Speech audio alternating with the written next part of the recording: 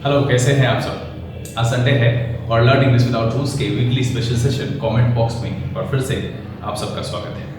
मैं यहाँ पर हर एपिसोड की तरह आपके कुछ सवाल के जवाब देने के लिए उपस्थित हुआ हूँ। साथ ही बंधु, उम्मीद करता हूँ कि पिछले दिन जो मैंने आपको एक सूचना दी कि IBPS ने 2020 के लिए अपनी एग्जामिनेशन की कैलेंडर रिलीज की है, आप इसे t.me/learn English without rules बिना स्पेस के टाइप करके इस लर्न इंग्लिश विदाउट रूल्स के टेलीग्राम चैनल से सारे डेट्स देख सकते हैं। ये आपके लिए एक ऐलान है जहां पर आप जो सुसुप्त अवस्था में चल रहे थे, कभी जाग रहे हैं, कभी पढ़ रहे हैं, इन सब से बाहर निकलकर अपनी पढ़ाई, अपनी जो स्ट्रगल थी उसे फिर से पटरी पर लाने का समय आ गया है। और मैं उम्मीद करता हूं कि बहुत सारे ने इसके लिए स्ट्रैटेजी बनाने की कोशिश शुरू कर दी होगी। चलिए यहाँ पर हम कमेंट लेना शुरू करते हैं। आज के सेशन में जो पहला कमेंट है वो सुष्मिता का है। सुष्मिता, सबसे पहले तो आपको बहुत बहुत धन्यवाद कि आप लगातार इस चैनल से जुड़े हुए हैं, आप इसके वीडियोस देखते हैं और अपनी समस्याओं को यहाँ रखते हैं। अगर आपको वोकैब से रिलेटेड कोई विशेष समस्या है तो सबसे बेहतर है कि आप अपने द्वारा लिखे गए कमेंट में उसकी चर्चा करें। मैं कोशिश करूँगा कि उसका निदान तक पहुँचा सकूँ।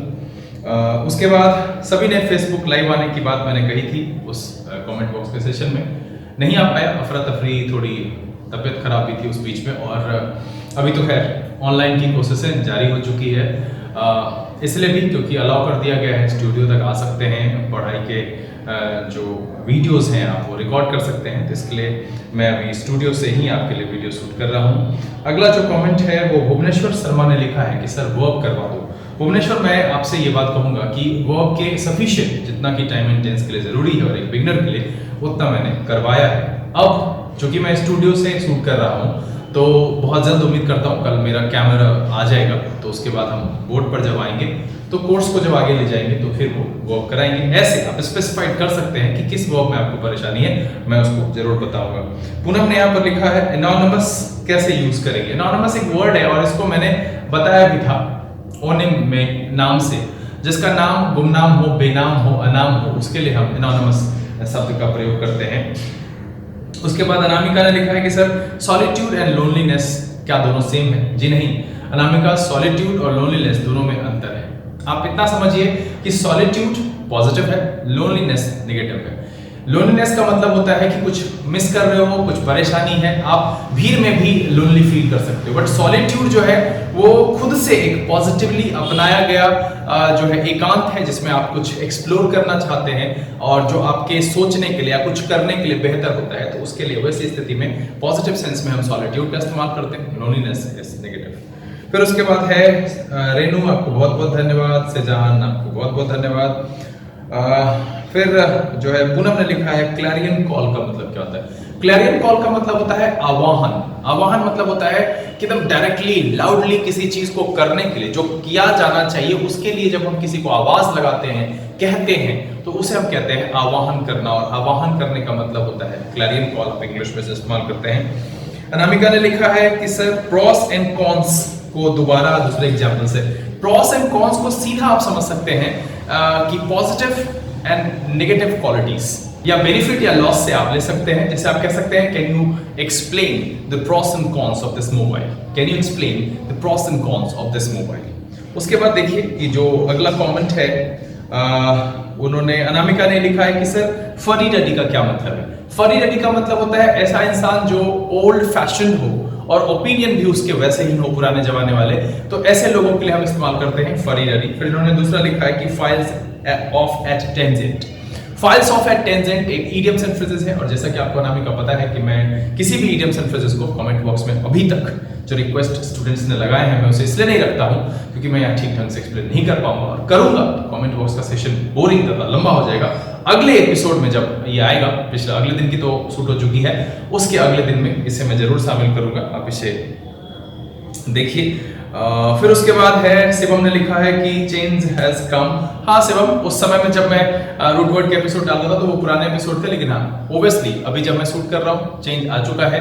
और उम्मीद करता हूँ कि 2 से 3 दिन में मैं आपके जो क्लासरूम की प्रोग्राम है, ठीक है, मैं आपके रूबरू नहीं रहूंगा बट वीडियो के माध्यम से उतना पढ़ा दूंगा कि आप जब लौट करके आओगे आपकी लेवल और लोगों से जरूर अच्छी होगी।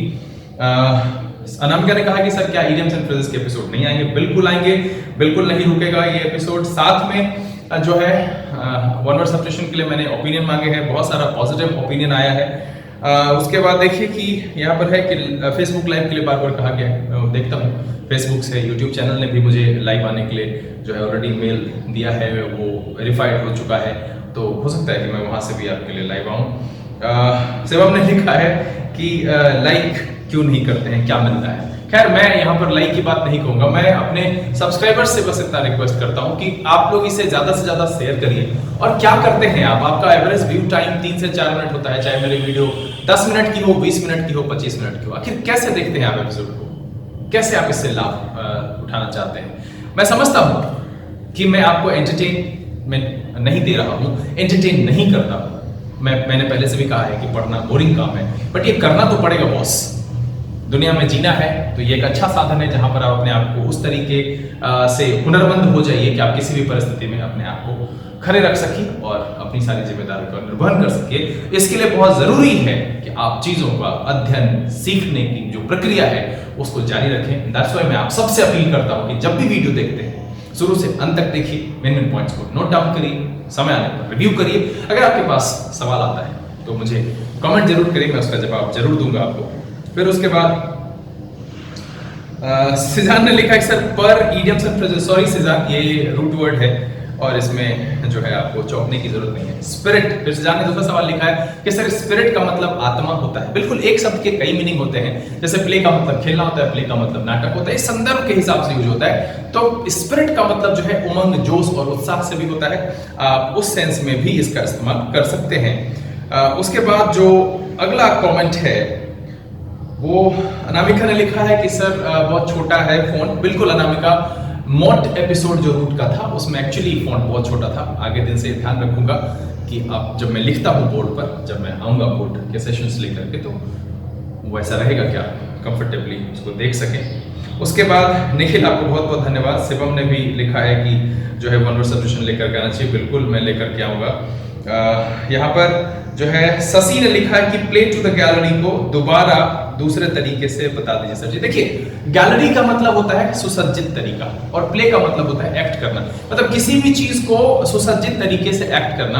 अब वो जेन्युइन नहीं भी हो सकता है, तो उसको जब वो जेन्युइन नहीं है, दैट मीन्स आप बहुत मेसी हो, आप घर को ठीक ढंग से नहीं रखते हो, बट जब आप कभी कुछ बोलते हो या दिखाते हो या कुछ ऐसा शो ऑफ करने के सेंस में कि आप इसको कह लो कि आपका जो लेवल है वो बहुत नीचे है, आप नॉलेज में भी, या फिर आपके जो मार्क्स है वो बहुत कम है, बट अपने आप को बहुत ज्ञानी समझते हो, दैट मीन्स कि लोकप्रियता हासिल करने के लिए आडंबरपूर्ण व्यवहार करना। आडंबरपूर्ण व्यवहार करने का मतलब है कि शो ऑफ करना, ऐसा बिहेव करना कि हम बहुत बड़े हैं, बहुत अच्छे हैं। गैलरी का मतलब होता है कि ऐसे मैंने एक एग्जाम्पल भी बताया था, आर्ट गैलरी की बात करी तो वहां सारी चीजें एक ढंग से रखी हुई होती है जो अच्छी होती है, मनोरम होता है देखने में। तो इसका मतलब यह है कि जब हम कहते हैं प्ले टू द गैलरी, मतलब यह है किसी से ऐसा व्यवहार करना जो अपनी लोकप्रियता हासिल करने के लिए हो और रियल ना हो, मतलब आडंबरपूर्ण हो, बनावटी हो, शो ऑफ वाली हो, उस सेंस में हम इसका इस्तेमाल करते हैं। उसके बाद जो अगला कमेंट है वो है नैन्सी